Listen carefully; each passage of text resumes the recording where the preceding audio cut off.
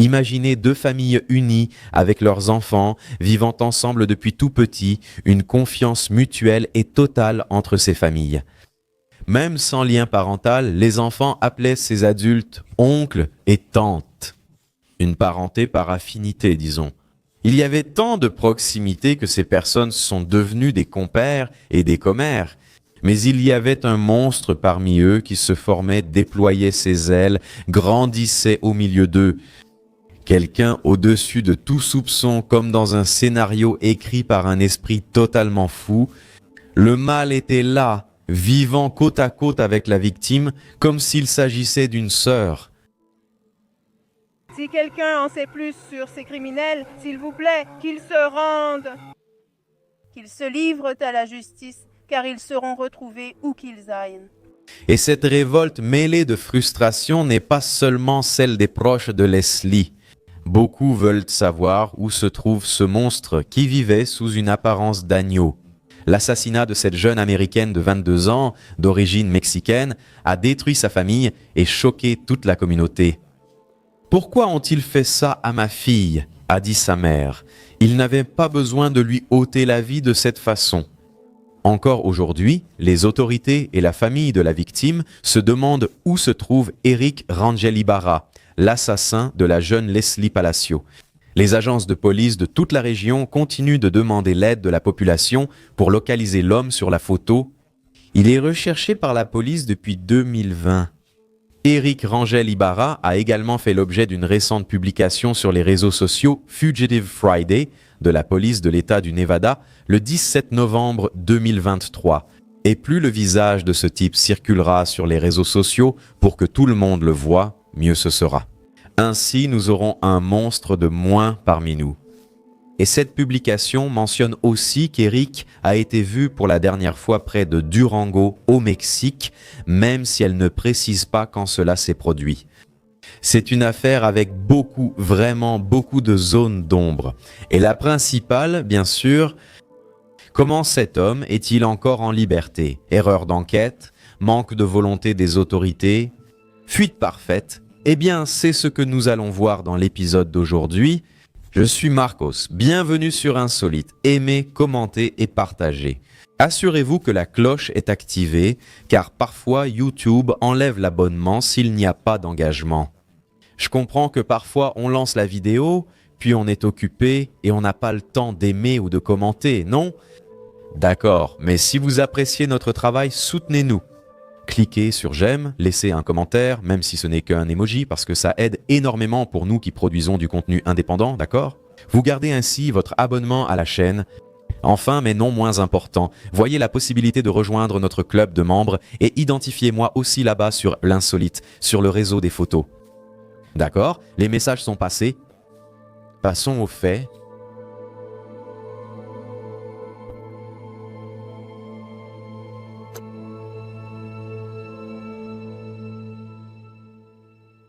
Cette nuit interminable a débuté quand Leslie Palacio est sortie avec un ami d'enfance, considéré depuis longtemps comme un membre de sa famille.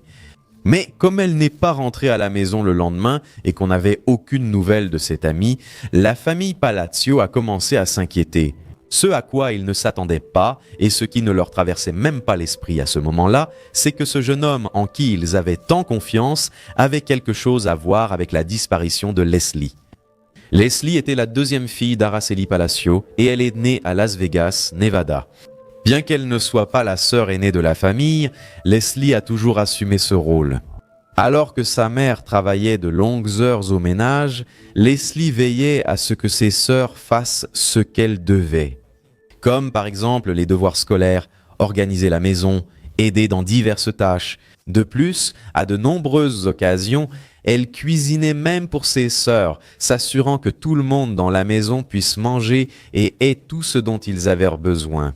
Adulte, Leslie a continué à se soucier de sa famille et a rapidement commencé à travailler pour aider financièrement. Elle est entrée à l'université et a commencé à suivre le cursus de technicienne de laboratoire. Elle disait toujours à ses collègues et à ses sœurs qu'elle devait aussi faire des efforts et étudier pour progresser dans la vie et chercher, tu vois, quelque chose de mieux. Mais ce que Leslie voulait le plus, c'était que sa mère, Madame Araceli, travaille de moins en moins. Elle a donc donné une idée à sa mère. Au lieu de travailler pour des entreprises qui lui donnaient des maisons à nettoyer, qu'elle crée sa propre entreprise de nettoyage. Comme elle avait déjà des clients réguliers et aussi beaucoup d'expérience, des clients qui appréciaient beaucoup son travail. De cette façon, donc, au final, la mère de Leslie a décidé d'accepter la proposition et c'est ainsi qu'est née l'entreprise de services de nettoyage de la famille Palacio. On voit vraiment que Leslie était une jeune femme très centrée, différente, qui avait apparemment une aptitude innée pour faire des affaires, évoluer dans la vie, avoir une vie plus confortable pour elle et pour sa famille. En août 2020, l'entreprise familiale a reçu son premier contrat important. Ils étaient alors très heureux. Tout laissait penser que ce serait le début d'une nouvelle ère pour eux. Et comme nous l'avons déjà vu jusqu'ici, Leslie jouait un rôle très important dans cette histoire. Même si la jeune fille avait de nombreuses activités dans sa vie quotidienne, que ce soit à cause du travail ou des études, elle veillait toujours à ce que tout soit organisé et bien fait dans l'entreprise. Mais le destin de la famille était sur le point de changer radicalement. Et tout a commencé à s'effondrer un vendredi, le 28 août 2020. Ils sont passés du paradis à l'enfer en quelques heures. Un vendredi soir, presque samedi déjà, Leslie voulait s'amuser et a décidé de sortir avec quelques amis d'enfance de longue date. L'un d'eux était Éric Michel Rangel Ibarra, alors âgé de 25 ans. Et Éric, comme nous l'avons déjà vu, n'était pas seulement un ami. La famille Palacio et la famille Rangel avaient de nombreux liens affectifs. Elles étaient pratiquement de la même famille. Leurs enfants ont pratiquement grandi ensemble. Ils étaient comme des frères, des cousins, enfin. Pour que vous compreniez à quel point ils étaient assez proches, Guadalupe, la mère d'Éric, était la marraine de Leslie. Araceli et Guadalupe étaient de grandes amies. Elles l'étaient, parce qu'à ce moment de leur vie, quand tout est arrivé, ces familles s'étaient un peu éloignées. Pour des raisons banales, les amis, comme la course du quotidien, de nouveaux engagements, la routine, enfin des choses courantes dans la vie de la plupart des gens. Alors, ça finit par créer une certaine distance. Mais, évidemment, les liens restent, l'amitié demeure. C'est juste une question de ne pas se voir aussi souvent à cause de ces activités quotidiennes. Je dis ça pour souligner qu'il n'y a pas eu de dispute entre eux, ni de confrontation, ni de malentendu, rien de tout ça. C'est simplement arrivé. Ils se sont un peu éloignés, mais ils se considéraient toujours très proches, des amis. Mais auparavant, pendant l'enfance des deux principaux concernés par l'épisode d'aujourd'hui, les familles assistaient aux mêmes fêtes, aux mêmes dîners. C'était essentiellement comme s'ils avaient grandi comme des cousins ou des frères. Ils étaient très proches. Les Palacio faisaient une confiance aveugle à Éric.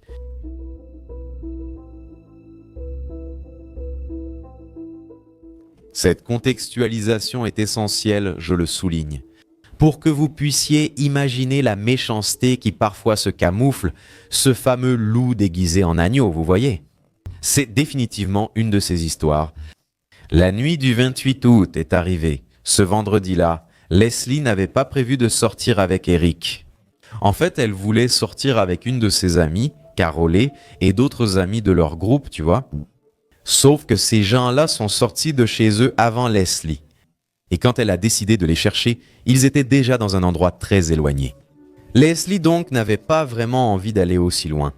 Selon la sœur de Leslie, les deux ont échangé des messages textes tôt dans la soirée. Et en plus, elles ont aussi passé des appels sur FaceTime. Mais même en parlant avec sa sœur, le fait est qu'à la fin de tout cela, Leslie a finalement décidé de sortir avec Éric. Il était déjà presque le 29, car c'était un peu avant minuit quand il est passé chercher Leslie chez elle. Ils habitaient dans le même pâté de maison. De là, les deux jeunes sont allés dîner dans un casino. Ils y ont passé un moment, se sont bien amusés dans l'ambiance. Tout cela, Leslie l'a raconté à sa propre sœur, à travers les messages qu'elles échangeaient. Eh bien, rien d'étrange ne s'était produit jusqu'à ce moment-là, n'est-ce pas? Très bien. Les sœurs ont donc continué à communiquer jusqu'à environ 4 heures du matin lorsque le dernier échange de messages a eu lieu entre elles. Cependant, la chose la plus étrange de la nuit s'est produite à ce moment-là. Dans ce message, il était indiqué que Leslie devait dire quelque chose à sa sœur.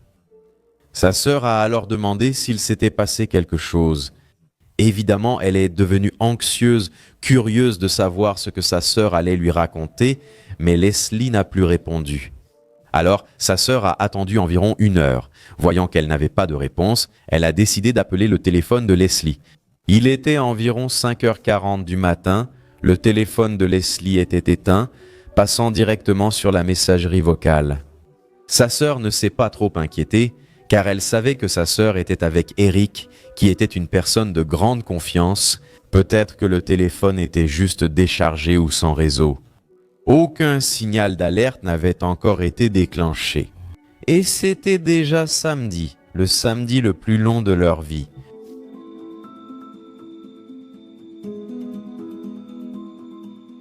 Comme c'était le week-end, tout le monde dans la maison de la famille Palacio s'est levé un peu plus tard que d'habitude. La mère de Leslie a appelé ses filles, mais en entrant dans la chambre de Leslie, elle a constaté que la petite n'était pas là.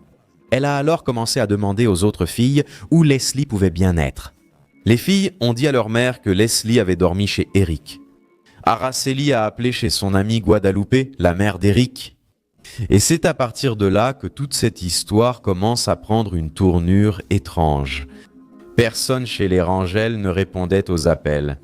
Jusque-là, tout allait bien, mais au fil des heures, l'inquiétude a grandi car personne ne répondait aux nombreux appels.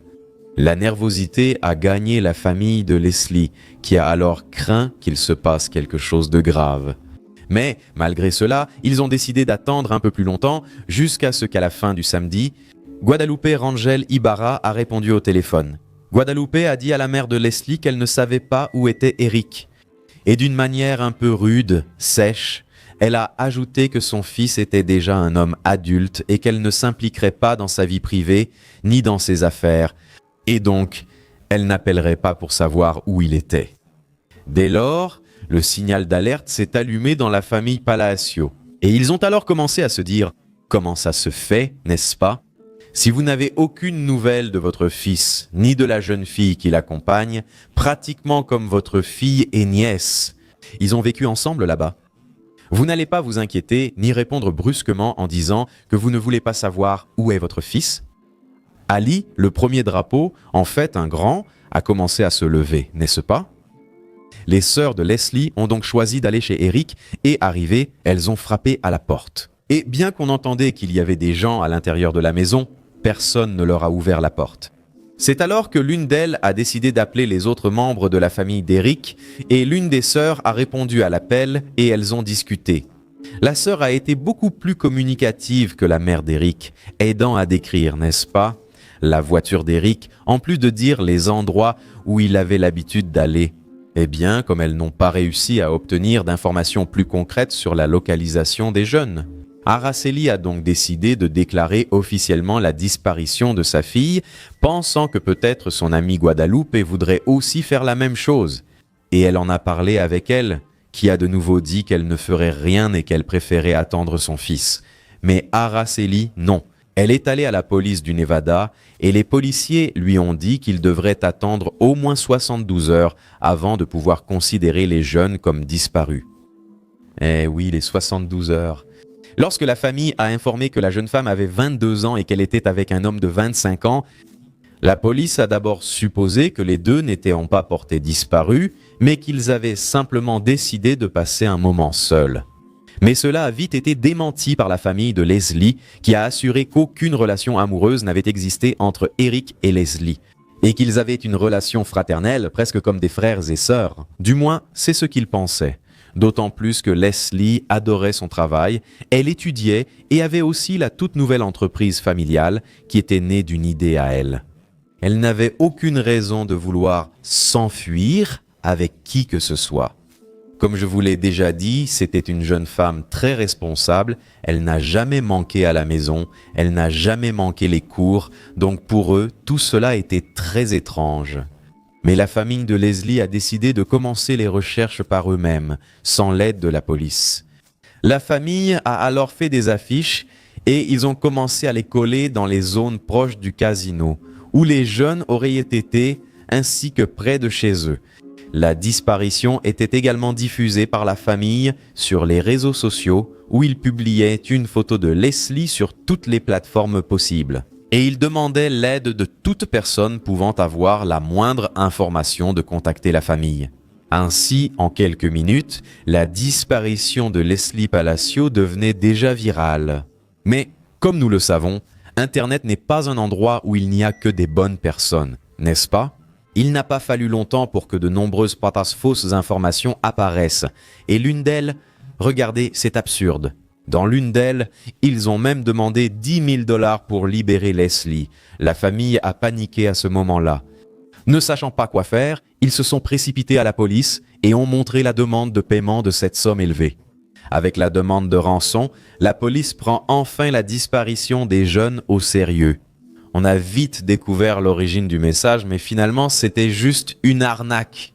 Des gens qui voulaient profiter de la douleur d'une famille désespérée. Eh bien, pour des personnes un minimum normal, disons, c'est quelque chose d'inconcevable, d'inimaginable, n'est-ce pas? Exiger de l'argent, essayer d'arnaquer quelqu'un qui traverse une douleur pareille à cause d'une disparition, ça doit être une angoisse déchirante, non?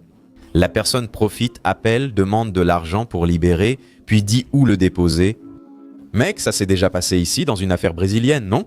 Du garçon là-bas de Franca Wesley, on a déjà raconté son histoire ici sur la chaîne. Encore aujourd'hui, il est porté disparu depuis des années et les gens continuent de faire des canulars à la famille. Quel mépris, n'est-ce pas? Revenons à l'histoire. Avec tout cela qui se passait, la police a donc officiellement commencé les recherches. Ils ont cherché Eric au travail et chez ses amis sans trouver de traces de lui. 3 jours après la disparition de Leslie, la police a livré des informations cruciales en conférence de presse, où ils ont indiqué qu'il était impossible de localiser Eric Rangel et son père, José Rangel, 45 ans. C'est vrai, la police n'a retrouvé ni le fils ni le père. Une autre étrangeté dans cette affaire. Ce qui se passait, c'est qu'en discutant avec les voisins des Rangel, ceux-ci ont déclaré avoir vu des comportements très étranges au cours des jours qui ont suivi la disparition, car aussi bien la mère que les 2 sœurs étaient en train de sortir des affaires de la maison. Certains voisins ont même imaginé qu'ils vendaient quelques meubles anciens et aussi quelques objets de décoration, ce qui est très courant là-bas aux États-Unis.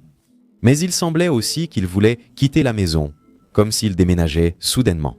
Peu à peu, ils ont commencé à mettre des affaires dans un camion et d'autres dans des voitures qui arrivaient vides et repartaient chargées. Vraiment, tout cela était très étrange. Le fils et le père disparaissent, alors les femmes décident de déménager. Il semblait qu'il y avait quelque chose qui clochait, non? Et évidemment, il y avait quelque chose. Les voisins ont aussi dit qu'ils n'avaient vu ni José ni même Eric pendant plusieurs jours. Bien sûr, tout cela a attiré l'attention des autorités qui ont convoqué Guadalupe et ses filles pour témoigner, mais elles ont refusé de s'y rendre. Et jusqu'à ce moment-là, la police ne pouvait même pas les y obliger parce qu'elles n'étaient pas considérées comme suspectes. Seul leur comportement était bien suspect, n'est-ce pas?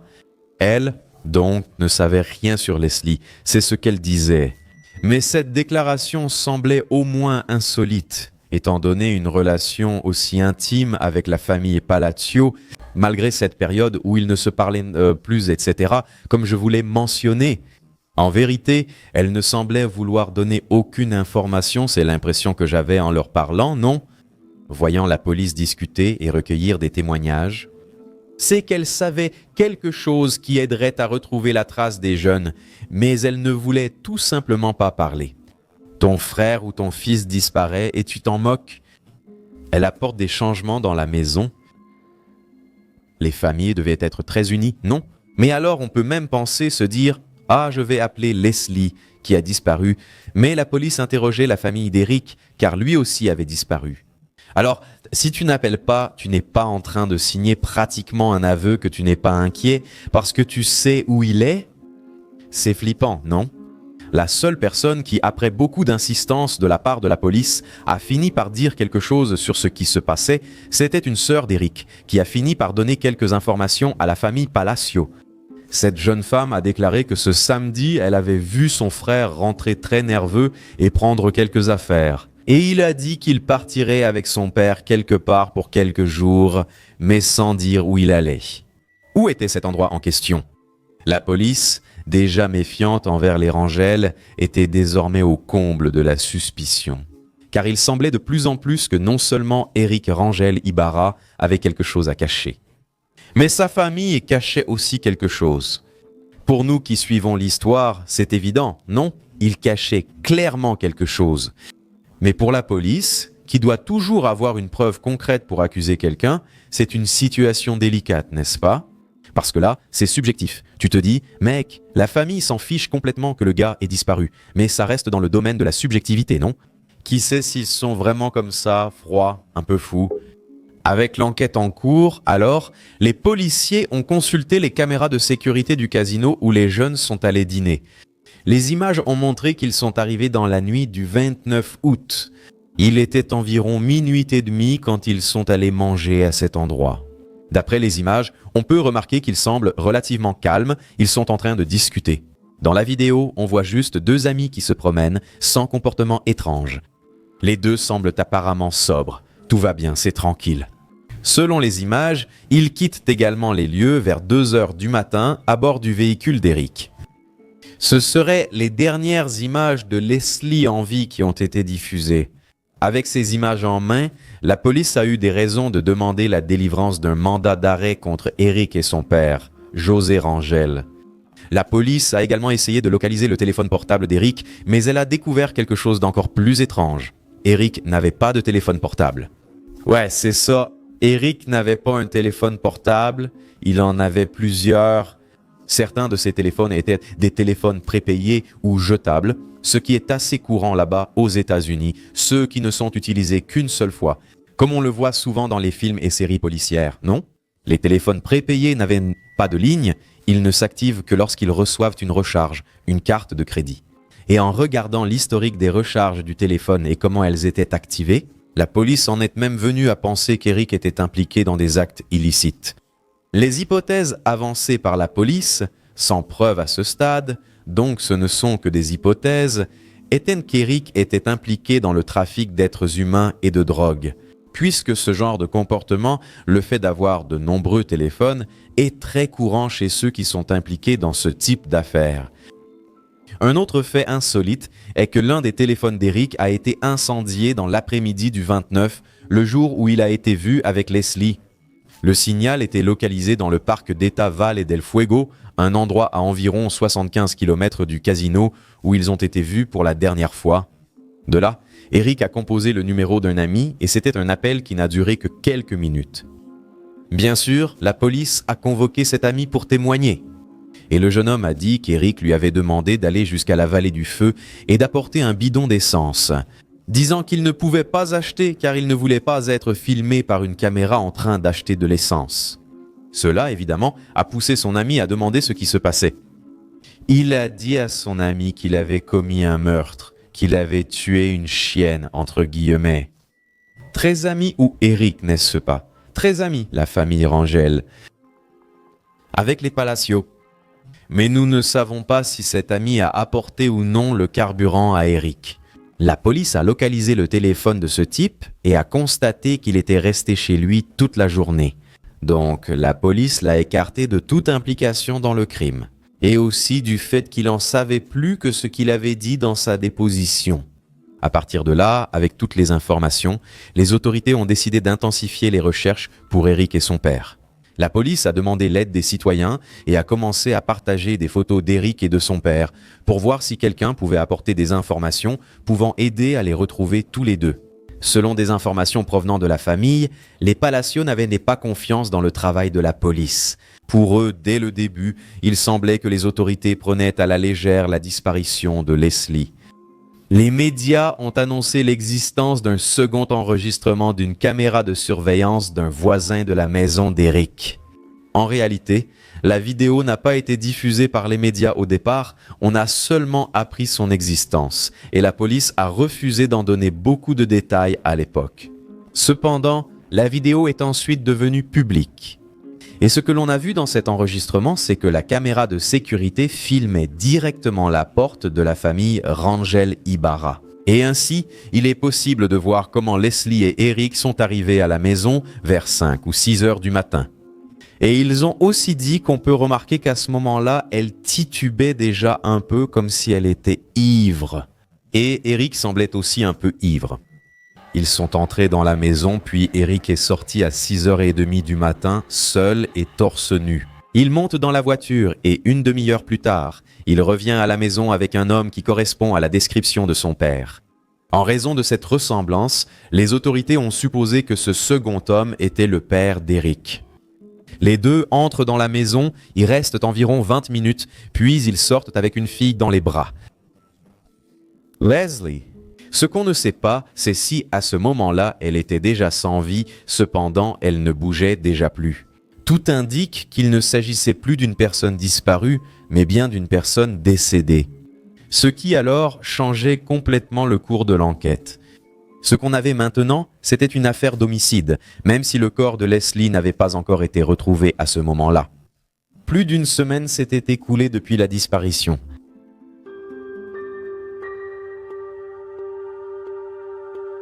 C'était le 11 septembre 2020, le jour où le corps de Leslie a finalement été retrouvé, tout près du parc d'État Valle del Fuego. Rappelons que c'est à cet endroit qu'Eric a passé le dernier appel à un soi-disant ami. C'était donc le dernier endroit où, grâce au numéro de téléphone qu'il possédait, il a finalement pu être localisé. Les soupçons à l'égard d'Eric ont beaucoup augmenté. Il n'était plus un simple suspect présumé, il est devenu le principal suspect de tout ce qui se passait. L'affaire étant en cours d'enquête, le rapport d'expertise n'a pas été publié. On ne savait pas quelle avait été la cause de la mort de Leslie, ni les détails qui auraient pu être découverts sur son corps n'ont été communiqués au public. Le peu que l'on savait jusqu'alors provenait de ce qui était divulgué par la famille de la victime. Il a été communiqué au public que Leslie était très brûlée et qu'elle a dû être identifiée par l'acide désoxyribonucléique. Il pensait qu'Eric avait laissé la jeune femme dans le désert, au soleil et à l'air libre, pour effacer toute trace de lui-même, d'Eric, du corps de sa victime. Ceci est une information officieuse, le rapport officiel n'est pas encore publié. Mais lors d'une audience, dans les transcriptions de cette audience, le policier métropolitain de Las Vegas, Gary King, a détaillé que le corps était noir en raison du haut degré de décomposition. Le pantalon se trouvait à plusieurs mètres de distance et les sous-vêtements de la jeune femme étaient mal portés. Le corps présentait également une activité d'insecte. Vous avez compris, n'est-ce pas? Eh bien, ensuite, la police a indiqué que dans la chambre d'Eric, des taches de sang ont été trouvées et que la police a déterminé qu'il s'agissait de sang humain. Mais encore une fois, ils ont gardé l'enquête secrète et n'ont rien dit sur le fait qu'il s'agissait ou non du sang de Leslie. La voiture d'Eric a finalement été retrouvée en Californie, donc dans un autre état, n'est-ce pas? Et le véhicule avait été abandonné dans un parking. Et, pour compliquer les choses, un jour après avoir retrouvé le corps de Leslie, les 3 membres de la famille Rangel qui étaient encore à la maison, c'est-à-dire la mère d'Eric et ses 2 sœurs, sont partis et ne sont jamais revenus. Elles ont tout simplement cessé de répondre aux appels, non seulement de la famille Palacio ou de la police, mais de toutes les personnes qui les connaissaient. Elles se sont alors cachées et on n'a plus jamais entendu parler d'elles, ce qui a paru très suspect et étrange. Les enquêtes continuaient. Ils pensaient qu'Eric et son père étaient au Mexique. Cela était dû à certains témoignages d'amis et de membres de la famille qui vivaient en Californie, car c'est là-bas qu'ils ont retrouvé la voiture d'Eric abandonnée. Ils ont donc lancé l'essentiel de leurs recherches là, grâce à la proximité du Mexique. Là-bas, en Californie, la police a interrogé des proches et des amis de la famille, et ceux-ci ont déclaré que tant Eric que son père avaient demandé de l'aide pour traverser illégalement la frontière vers le Mexique, évidemment. Ils voulaient quitter les États-Unis en se cachant, car ils savaient déjà qu'il y avait un mandat d'arrêt contre eux. Les proches et amis ont déclaré à la police ne pas avoir aidé par crainte d'ennui. La police, en réalité, ne sait toujours pas ce qui a pu se passer à cette époque, mais on sait qu'ils ont traversé la frontière. C'est parce qu'une application a réussi à localiser l'iPad du père d'Eric, M. José, et cet iPad se trouvait au Mexique. Et là, il y a autre chose qui a été beaucoup critiquée par la famille de Leslie, car même s'ils avaient vu la localisation de l'iPad au Mexique, les autorités n'ont pas dit exactement où au Mexique se trouvait l'appareil. Et il faut rappeler ici que le Mexique est un pays très grand, n'est-ce pas? Cette indication précise du signal aurait grandement aidé l'enquête, car il y a une grande différence entre chercher dans tout un pays et dans une zone ciblée. Tout cela a fait que la famille de Leslie pensait que la police ne se souciait pas du tout de son affaire. Il ne faisait pas du bon travail. La mère de la jeune fille a alors décidé de contacter plusieurs médias pour demander plus de soutien, non seulement des autorités, mais aussi de la population. Mais, malgré cela, aussi rapidement que possible, les jours passaient et ces jours se sont transformés en semaines, puis en mois, et il n'y avait toujours aucune information sur Eric ou son père. Ils se sont tout simplement volatilisés. La famille a continué à interroger les autorités, mais rien, aucune nouvelle qui aurait pu apaiser la douleur et l'anxiété de la famille Palacio n'était apportée. L'année 2020 est arrivée à sa fin et l'année 2021 a commencé, mais toujours aucune nouvelle. Jusqu'à ce qu'en février, une lueur d'espoir apparaisse au bout du tunnel. Le 12 février 2021, la police a annoncé que José Rangel, 46 ans, avait été arrêté le 19 janvier à San Diego, Californie. Le 31 janvier, il a été transféré dans une prison du Nevada.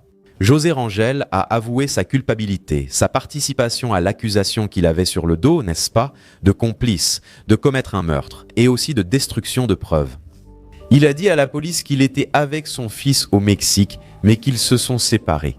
José Rangel a été condamné à 2 ans de prison, la peine maximale autorisée par la loi pour les délits graves. Il a purgé 8 mois de prison. Actuellement, Eric Rangel Ibarra est en fuite et, selon la police, il est très probable qu'il se trouve toujours au Mexique. Ceux qui suivent Nil Insolito le savent déjà, non?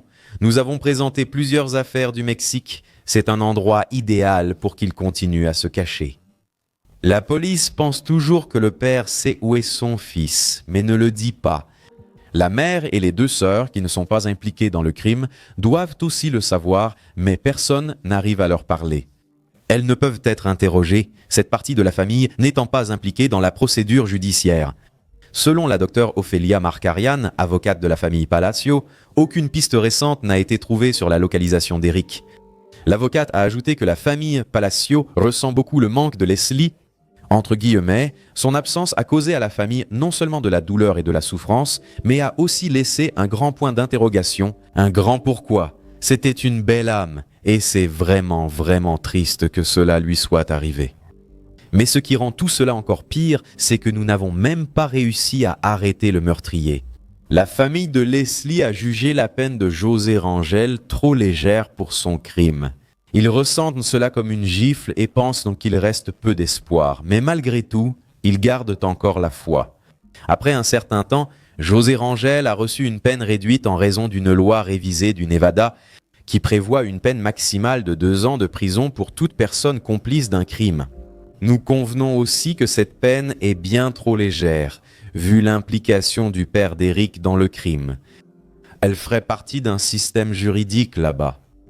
Des sous-lois, disons, sur lesquelles nous ne sommes pas en mesure de nous prononcer. Mais le fait est qu'actuellement, la famille Palacio espère changer cette loi, mais elle a besoin de plus de soutien du public pour que cela arrive au législatif. La famille espère également qu'Eric Rangel Ibarra soit vite retrouvé. Que quelqu'un voit quelque chose, entende quelque chose et ainsi donne un indice qui puisse mener à cet individu et permettre ainsi son arrestation. L'avocate de la famille a conclu « Si quelqu'un sait où se trouve Eric, ne croyez aucune de ces histoires. Il ne mérite aucune protection. Il a besoin de son jour devant le tribunal. » Voici Eric Rangel, alors âgé de 25 ans. Il ne présente aucun signe physique distinctif. Il n'a pas de tatouage visible. Il a un physique assez commun au Mexique, disons. Tout cela facilite le fait qu'il puisse continuer à se camoufler parmi les gens honnêtes. Ainsi, nous terminons notre travail d'aujourd'hui avec cette question: qu'est-ce qui aurait poussé Eric Rangel à commettre un acte aussi brutal envers quelqu'un avec qui il a vécu toute sa vie, avec qui, soi-disant, il avait une relation fraternelle, presque comme des frères? C'est triste. Nous espérons que la famille de Leslie trouve la paix, qu'elle-même, évidemment, trouve la paix. Merci de nous avoir suivis. Bisous du roux. À bientôt pour le prochain épisode.